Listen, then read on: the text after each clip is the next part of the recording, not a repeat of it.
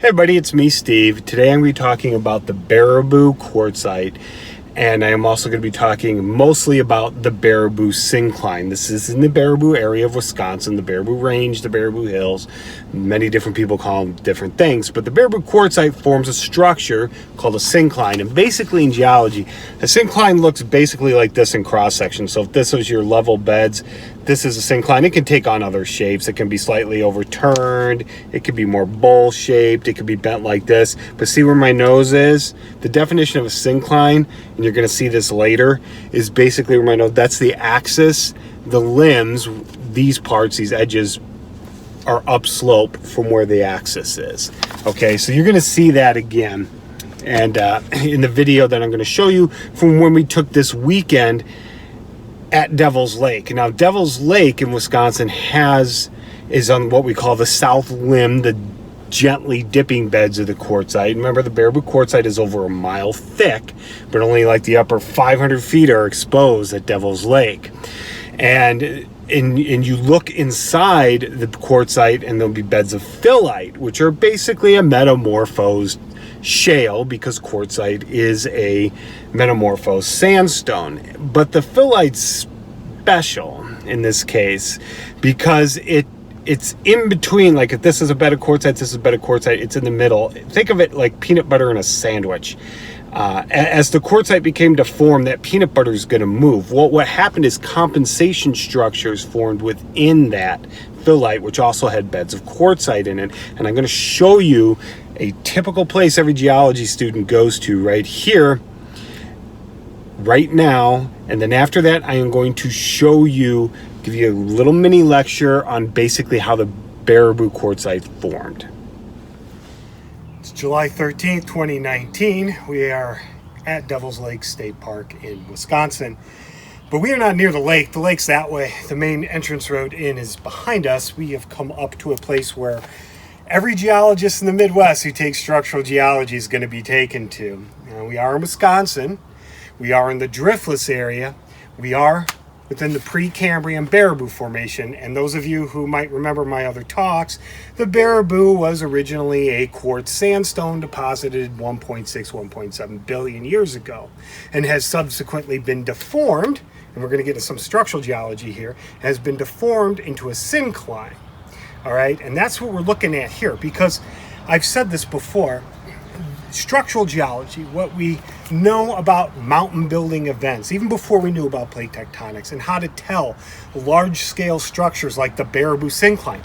Was it a syncline or was it an anticline? Or in the 19th century, we didn't really know, because people hadn't figured out. This is where modern structural geology was born. It wasn't born in Alaska. It wasn't born in the Rocky Mountains. It wasn't born in China or the Alps. It was here. This is where this stuff was figured out. Well, what do I mean by figured out? Well, we know the Baraboo Quartzite forms a syncline now. Well, how do we know that? Well, we're on the south limb here, which is a gentle dipping part. We're on the gentle dipping part of the syncline. And the north rim, which is way north of here, is vertical. So we have a structure like this. And we're on this part. Now, does that kind of look like something to you here? This here is a boudinage type structure. We see them here too. But remember how I just described to you a syncline, the Baraboo Syncline, like this? You see this here? Comes down, comes up, and comes over. This is a small version of the larger structure. It's just that from here up, everything would have been eroded on a large scale, or on a big scale. When I say large, I mean encompassing. I'm not talking about math scales here, okay? But, so we have a small structure reflecting the bigger structure here. And this type of stuff was figured out here. Well, what would form this in the quartzite? Well, you see here you have more undulating stuff. You see pure quartz. This is phyllite. This would have been shale type deposits originally. Here. This would have been deposited as a level quartzite bed with phyllite below, phyllite above. And then it became deformed. And you see how I had to move my hands a little? You make a syncline, my left hand went above my right hand. Well, the stuff in between, this phyllite, would be this phyllite and this quartzite bed. Well, it's got to move. It's going to compensate and follow the bigger structure. So we would be, if you blew this up to the size of the Baraboo range, we would be somewhere right about here. This would be the south limb. Devil's Lake would be over here. The north limb, miles north of here, is this.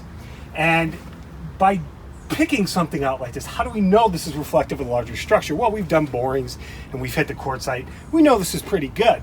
But could we theoretically use it to find quartzites on a larger scale? Because this isn't the only, Baraboo Quartzite isn't the only quartzite in southern Wisconsin or northern Wisconsin. And then we have the Sioux, which is probably the same age, out in the Dakotas, and looks a lot like this. So this here, could we use this to predict where we could find quartzites in the subsurface? Theoretically, yes. If you look over here, see it comes down, up, over, and comes down again. So we have the syncline, then we have a tight anticline, and then we have low dipping beds. If this is reflective of a mountain building vent to the Baraboo on a large scale, that would mean that we are in, the Baraboo syncline is near the apex of this ancient mountain range that is now gone, with the exception of the syncline. So we could theoretically use this to predict the location of other quartzites. That hasn't really been done. There's no economic need to do so. So I don't think anyone really has tried, but this is just amazing because this kind of stuff, like I said, was figured out right here at outcrops like this.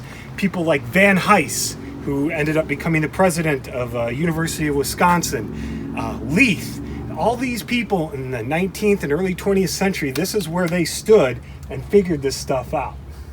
So I just think that's a cool thing, and I love this outcrop for that reason. And I guess that's it. I hope you learned something. All right, so here's a cross-section showing the evolution of folds during a mountain building event, or an orogeny. And I'm going to use the Baraboo syncline as our generic model for how this happens, because remember, rocks over long periods of time behave like fluids. They want to bend more than break. Now, it doesn't always happen, but this is a type of ductile deformation. It's not brittle. Brittle is what forms faults. The Baraboo range, as far as we know, has no really massive faults within it. But anyway, I'm going to show you how the Baraboo range evolved in a generic, oversimplified cross-section, and then I'm going to just show it to you really fast, and we'll be done with it. And so just so you can see the animation.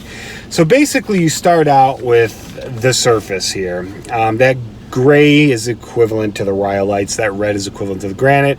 The blue is just the sky, and there you can see your ground surface right there. Well, some seas come in. A little bit of transgression occurs. Those are supposed to be waves there. It's my bad animation of waves. So that purple bed that you see there would be the Baraboo Quartzite being deposited as a sandstone on top of the existing granites and rhyolites.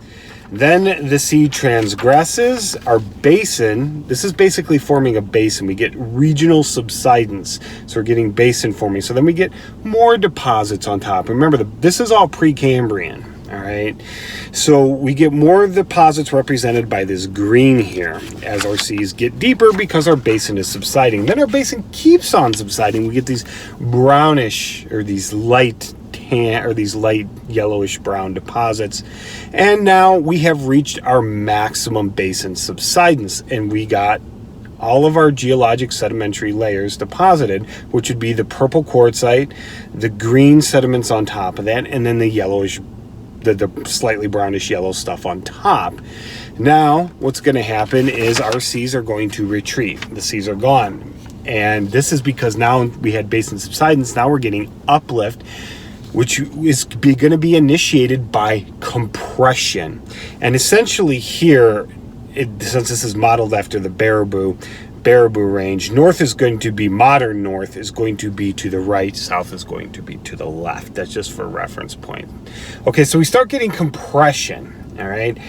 And this starts to deform the sediments, all right? They've already been buried and slightly metamorphosed. Now they're getting deformed. Compression continues.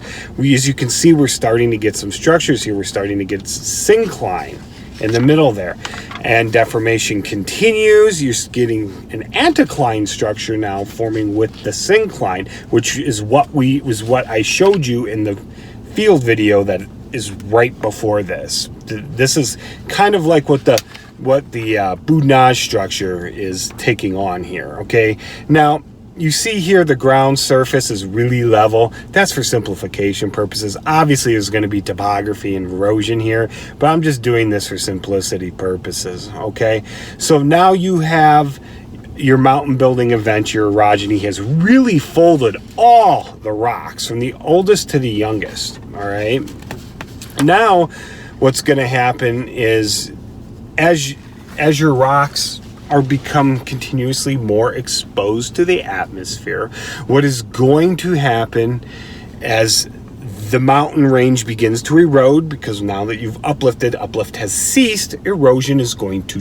dominate, and you're going to get more erosion, and more erosion. And now you've got this level, relatively level, obviously there would be some paleotopography, but you got this relatively level ground surface here of the Precambrian rocks. They've been eroded and re-exhumed and brought back to the surface. Okay, now during the Paleozoic, during the Cambrian, Ordovician, and Silurian, the seas are going to come back and deposit these yellow deposits on top. All right, and what you also have here, thanks to these to this type of geologic events, plate tectonics moving things around, and orogenies, basin subsidence, all that. Now you've got these Paleozoic deposits on top of the Precambrian, and this is where you get angular unconformities as well. So I just thought you might want to take a good look at that. I'm going to run this real quick, real fast for you right now, and leave any comments or questions below, and I hope you learned something.